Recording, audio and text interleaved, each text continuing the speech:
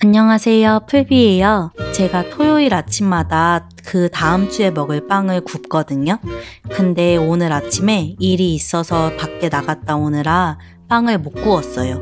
그래도 다음 주에 먹을 빵을 구워야 하니까 지금 얼른 반죽 쳐서 저온 발효하고 내일 아침에 빵을 구워 보려고요. 좀 더 수월하게 만들기 위해 강력분과 물을 먼저 섞어줄게요. 빵 반죽기만 있으면 빵 만드는 게 시간이 오래 걸리지만 힘들거나 어렵지는 않아요. 저한테 스탠드 믹서랑 빵 반죽기는 무조건 있어야 하는 가전제품이에요. 여러분은 어떤 빵 반죽기를 사용하고 계세요? 좋은 거 있으면 댓글로 추천 좀 해주세요. 마른 가루가 보이지 않을 때까지만 가볍게 섞어줄게요.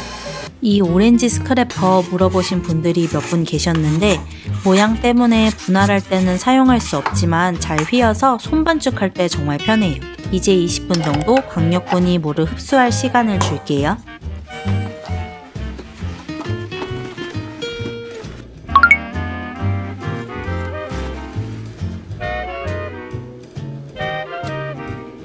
버터를 제외하고 나머지 재료를 모두 섞어줄게요.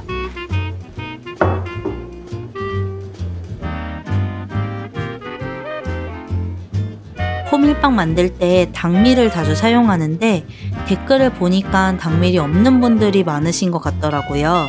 그래서 오늘은 꿀을 사용할게요. 그리고 오늘 레시피대로 하면 단맛이 굉장히 약해요.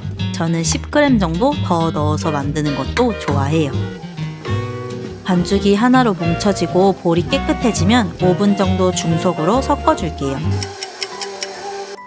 반죽이 찢어지지 않고 잘 늘어나면 또 15분 기다려줄게요. 빛이 통할 정도로 얇게 늘어나지 않아도 괜찮아요.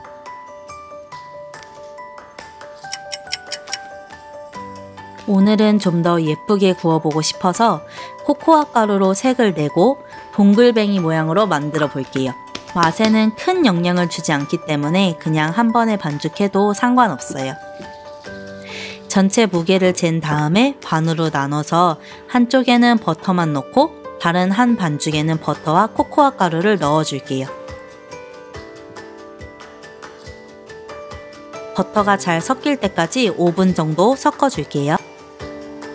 코코아 가루 파티가 일어나지 않게 처음에는 저속으로 돌리다가 어느 정도 반죽에 묻으면 중속으로 올려주세요.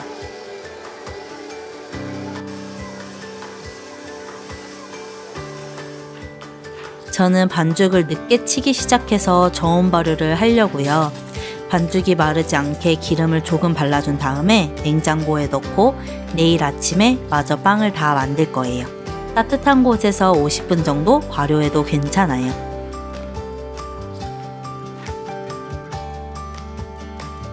아주 잘 부풀었네요. 호밀 냄새가 정말 좋네요.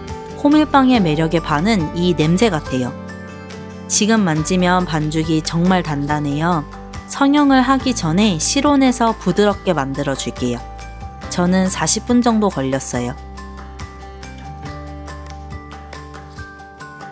항상 사용하는 식빵틀을 사용할게요. 사용하시는 식빵틀 가로 길이보다 살짝 짧게 반죽을 펴줄게요.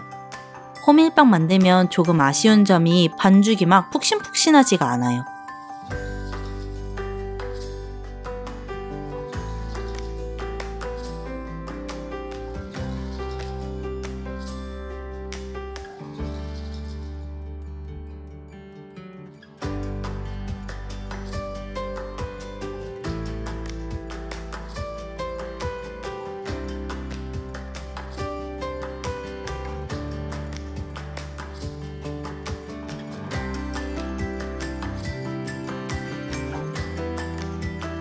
이제 돌돌 말아줄 건데 최대한 타이트하게 말아줘야지 모양이 예쁘게 나와요.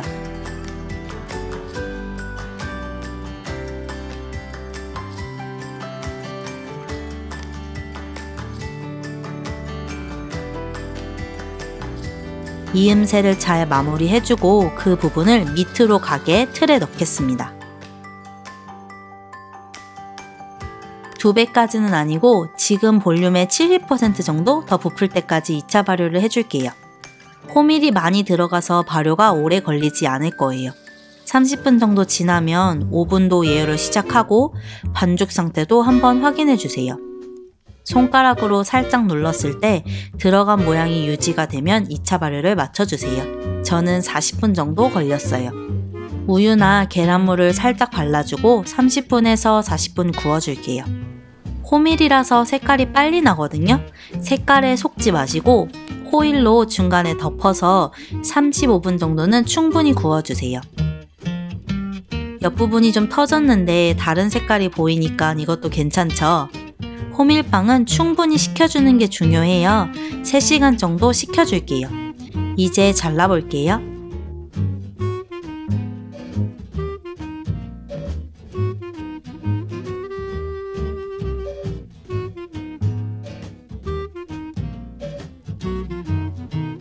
완전 예쁘죠?